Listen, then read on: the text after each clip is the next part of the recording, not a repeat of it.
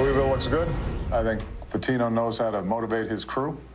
Well, Patino may know how to motivate his crew, but does the president? Because while he released his NCAA brackets today, he has yet to get a budget in at all. Get ready, because a very different March Madness is about to kick in.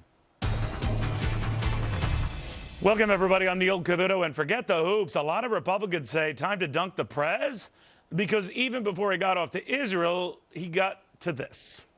UNLV Syracuse. Good match, but I like Syracuse, mainly because Biden told me that if I didn't pick him, he wouldn't talk to me. All right, well, the president making sure to get his NCAA brackets in on time for a fifth year running. There's no sin against that, but missing his budget deadline now for 4 out of the last 5 years running sends a different signal, or does it? Because as much as we love a good game, the president budget now 44 days late. And town halls, Guy Benson says we're the ones who lose on that. Well, I'm sure you could argue misplaced priorities here. There are reasons for a budget being late, but there's also something about pushing these brackets and not moving on this.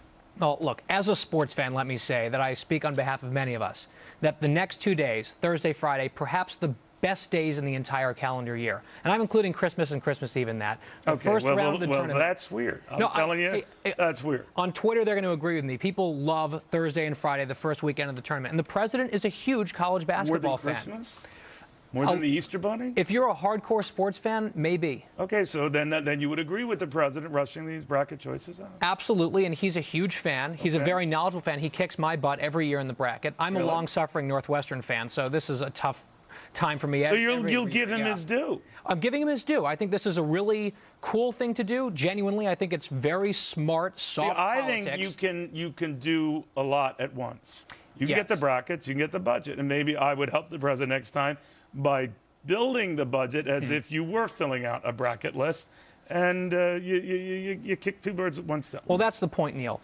I have no quarrel with him doing this whatsoever. It's good politics, it's fun, but as the president, his job, the law requires him to submit a budget by the first Monday in February. 4 of the first 5 years of his presidency, he's failed to do so. And this year was the first time since the law went into effect in the 1920s that Congress was forced to kick off the budget process because the White House is sitting around. Well, now the nothing. president's people will go right back at you and say, well, you know, this hammering over, you know, the budget, its sequestration, everything else.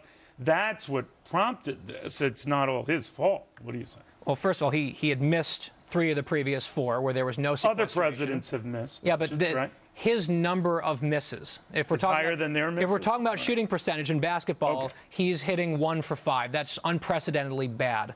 But when they What's blame in this it for on him being late with a budget? I think what he sees it as, what's in it for me, or what do I suffer by not doing it on time? I guess he figures, you know what, let's let the House do their plan, which they've done every year. I'll attack it, say it's not balanced. The Senate will put out their plan, which never balances, raise taxes. I'll say some nice things about that. And eventually I'll come around to putting out my plan, which probably isn't going to go anywhere anyway. But, I mean, we can't ignore the law. This is the job of the president. And so if you're a conservative and a sports fan, I don't think you should be mad at the president, begrudge the fact that he's having some fun on ESPN doing his brackets. He knows the game, but he should concentrate on doing his job first, as he is required to do by statute. Yeah, I got to agree with you. I don't understand this bracket thing. I know people run around and say, Neil, you want to fill out the brackets? And I had no idea what at first I thought it was a takeout order. So I have no idea what that's about, and I'll admit my ignorance. I think the president, you know, it's fine to do this and push this. I know he's really into this. Many are, like you say. Whether it's, you know, the 2 favorite days of your life says a lot about your particular life, but that's okay. My thing that I wonder about is it just sends a signal. That's cool. That's necessary. Get that done. This budget stuff is boring, wonky, not important to get done. Yeah, just the job. Yeah. And I think one of the criticisms we've heard of the president throughout his presidency is that he seems more interested in the trappings of the job and the fun stuff in the job than the actual governance, which is the job, frankly, he was hired to do by the American people. You know, he has an enormous amount of power. We pay him to do this job. And you can say, oh, you know, the budget process is not that sexy, it's not that exciting. But the fact of the matter I built a career on it. Well, so now we're going back and forth. But the fact is, this is what the law says. He should abide by that. It's pretty simple. All right. Well spoken, Guy. Thank you very much. Just kidding. to you about your favorite days, but I'm worried. God. I'm just Don't be worried, Neil. All right. Well, fair and balanced. The New York Democratic Congressman Charlie Rangel, who